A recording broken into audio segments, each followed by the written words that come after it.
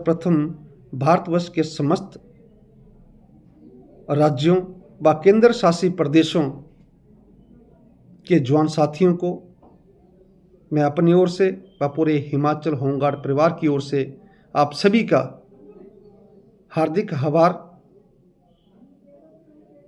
और साथियों, जिस तरह से आपके द्वारा अपने अपने राज्यों में अपना पक्ष रखा जा रहा है वो काफ़ी सराहनीय है। लेकिन साथियों, एक लेटर जो है अभी हाल ही में भारत सरकार के गृह मंत्रालय द्वारा जो यूपी के लिए लागू किए गए हैं, उसमें 3 साल के बाद रिलोटमेंट की जा रही है, जिस रिलोटमेंट में 3 साल के बाद कम से कम 40% जवानों को बाहर का रास्ता दिखा दिया जाएगा, जो हर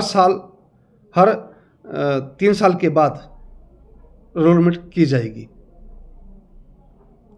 साथियों, ये जो पत्र लागू किया गया है भारत सरकार द्वारा, अभी हाल ही में ये यूपी के लिए लागू हुआ है और इसी तर्ज पर जो है पूरे भारतवर्ष के समस्त राज्यों को ये लेटर लागू हो सकता है। इसलिए मैं आप सभी से यही निवेदन करना चाहता हूं कि साथियों, जिस तरह से आप लोग अपने नेशनल ग्रुपों में 1965 और 66 का हवाला देते हैं, अगर उस हवाले को लेकर हम लोग पूरे भारतवर्ष का होमगार्ड जवान एकजुट होकर भारत सरकार के समक्ष 1965 की अनुशंसाएं व 1966 के निर्देश भारत सरकार के समक्ष पूरे भारतवर्ष का होमगार्ड जवान मजबूती से रखे तो हम सबका भला हो सकता है। छोड़ दो साथियों 1980 में क्या हुआ, छोड़ दो 1981, 83, 84 में क्या हुआ, छोड़ दो 2006 में क्या हुआ और 2022 की समीक्षाएं क्या हुई।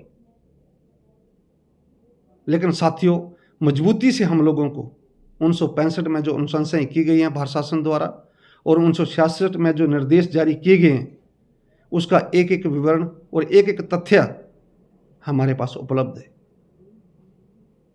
इसलिए साथियों, मैं आप सभी से यही निवेदन करूंगा, अगर इस लड़ाई को लड़ना है और अपने हक के लिए लड़ना है तो हम सबको मजबूती से इस अपने पक्ष को भारत सरकार के समक्ष रखना होगा। अन्यथा इसी तरह के लेटर जो है समस्त राज्यों को लागू होंगे और हम सबका भरपूर शोषण होना शुरू हो जाएगा। क्योंकि साथियों, इस वक्त हमारे बीच कई हमारे बाहर के साथी जो विभाग में नहीं है वो हमारे हक के लिए आवाज उठा रहे हैं, लेकिन उन्हें इससे कोई मतलब नहीं है। कल को जो भी गाज गिरेगी वो जो विभाग में तैनात जवान है उनके ऊपर गिरेगी। वो तो अपने घरों में बैठे हैं, वो तो सरकारों के साथ अपनी रोटियां भी सेक सकते हैं, वो कुछ भी करने के लिए तत्पर रहेंगे। इसलिए साथियों, बाहर के लोगों को छोड़कर जो सेवाओं में तैनात जवान हैं उन लोगों को अपना पक्ष खुद मजबूती से भारत सरकार के समक्ष रखना होगा। और साथियों, अगर हम 1965 के मसले को या मुद्दे को मजबूती से भारत सरकार के समक्ष रखेंगे और हर एक तथ्य, हर एक विवरण उनके समक्ष रखेंगे तो हम सबका भला जरूर होगा।